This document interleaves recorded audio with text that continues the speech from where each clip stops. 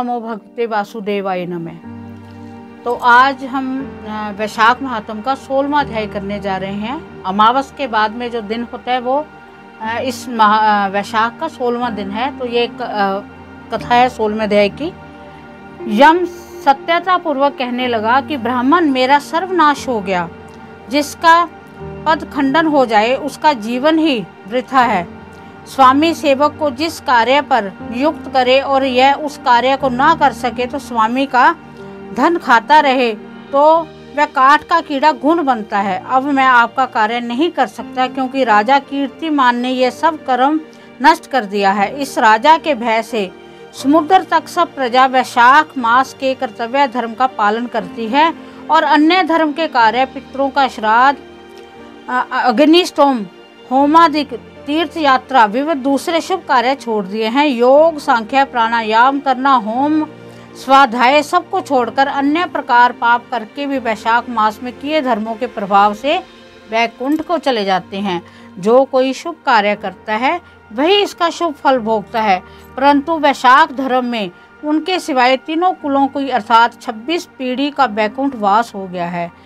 जो गति देवताओं को यज्ञ आदि करने से भी नहीं मिलती, अनेकों तीर्थों की यात्रा, यज्ञ, दान, तप, व्रत, प्रयाग में मरने, रन में मरने या काशी में मरने से नहीं मिलती, यह वैशाख धर्म से सहज में ही मिल जाती है।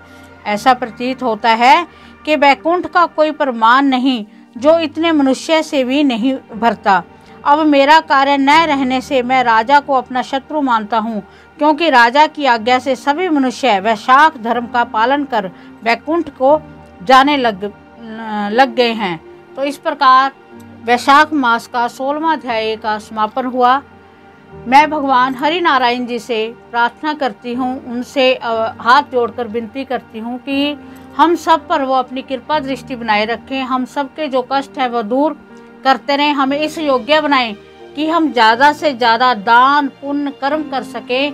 हमसे जितना हो सके, चाहे वो 1 रुपये का है चाहे वो ज़्यादा का है, हम इतना दान करने में सक्षम हो।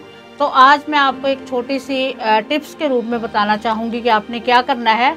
आपने प्रतिदिन, चाहे वो 1 रुपया हो चाहे 2 रुपये हो, आपने हर रोज़ साइड में मंदिर में एक गुल्लक या कोई चीज़ लगा लो, उसमें आपने डालते रहना है। 30 दिनों बाद जितने भी रुपए हो गए, अगर आपने 2 रुपये भी डाले तो वो 60 रुपये हो गए, उसका आपने किसी गरीब को भोजन करा देना है या फिर आपने गऊओं को चारा खिला देना है। इससे ही आपका देखना आपको कितना फ़ायदा मिलेगा। ओम नमो नारायण, ओम नमो भगवते वासुदेवाय नमः।